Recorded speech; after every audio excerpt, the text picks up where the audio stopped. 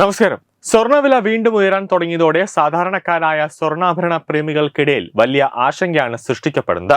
മറുവശത്ത് നിക്ഷേപകരെ സംബന്ധിച്ച് തങ്ങളുടെ ലാഭം വർദ്ധിക്കുന്നത് ആശ്വാസകരമായും മാറുന്നുണ്ട്. അതുകൊണ്ട് തന്നെ വില ഇനിയും ഉയരുമെന്ന പ്രതീക്ഷയിൽ ഈ രണ്ടു കൂട്ടരും തങ്ങളെ കൊണ്ടാകുമെന്ന വിധത്തിലൊക്കെ സ്വർണം വാങ്ങാൻ ശ്രമിക്കുന്നുണ്ട്. ഈ സാഹചര്യത്തിൽ തന്നെയാണ് ഇപ്പോൾ 5 ലക്ഷം രൂപയ്ക്ക് സ്വർണം വാങ്ങിയാൽ 2030 അത് എത്രയാകുമെന്ന ചോദ്യം നിക്ഷേപകരെയും സാധാരണക്കാരെയും ഒരുപോലെ ആകർഷിക്കുന്നത്. വിവാഹ സീസണിന്റെ തിരക്കിലും 22 ക്യാരറ്റ് സ്വർണ്ണവില ഇപ്പോൾ ഗ്രാമിന് 11,520 രൂപയും പവന് 92,160 രൂപയുമായി നിൽക്കുന്നു. കൂടാതെ കഴിഞ്ഞ ദിവസങ്ങളിൽ ഗ്രാമിന് 110 രൂപയും പവന് 880 രൂപയും കുറഞ്ഞിട്ടുണ്ട്. 18 ക്യാരറ്റ് ഗ്രാമിന് 9,610 രൂപയും പവന് 76,880 രൂപയുമാണ്. വെള്ളി കിലോയ്ക്ക് 1,71,000 രൂപയിലേക്കും ഇടിഞ്ഞു.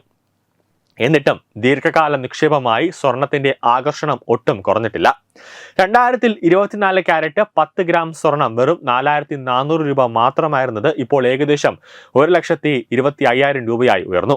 കഴിഞ്ഞ 25 വർഷത്തെ ശരാശരി വാർഷിക വളർച്ച 14%.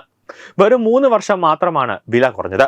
ആഗോള സാമ്പത്തിക അനിശ്ചിതത്വവും പണപ്പെരുപ്പും കാരണം സ്വർണത്തിലേക്കുള്ള ഒഴുക്ക് തുടരുകയാണ്. അതുകൊണ്ട് തന്നെ വിദഗ്ധർ 2030 10 ഗ്രാം സ്വർണത്തിന്റെ വില 2.5 ലക്ഷം രൂപ മുതൽ 7 ലക്ഷം, അതായത് 7.5 ലക്ഷം വരെ ആകുമെന്നാണ് പ്രവചിക്കുന്നത്.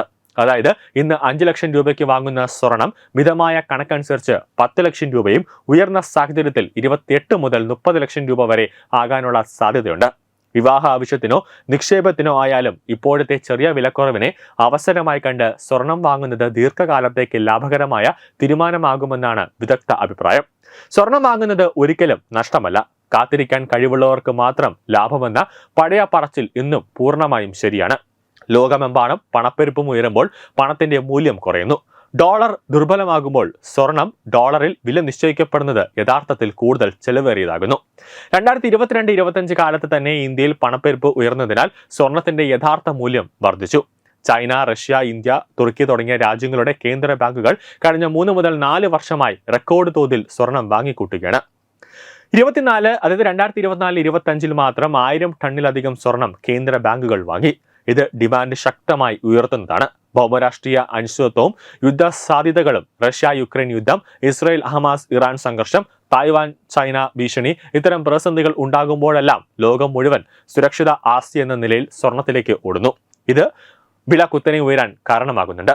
അമേരിക്ക ഉൾപ്പെടെയുള്ള രാജ്യങ്ങൾ 2025-26 കാലത്ത് പലിശ നിരക്ക് കുറയ്ക്കാൻ തുടങ്ങിയാൽ ബാങ്ക് ഡെപ്പോസിറ്റുകളുടെയും ബോണ്ടുകളുടെയും ആകർഷണം കുറയും. അങ്ങനെ വന്നാൽ നിക്ഷേപകർ വൻതോതിൽ സ്വർണത്തിലേക്കും ഓഹരിയിലേക്കും മാറും.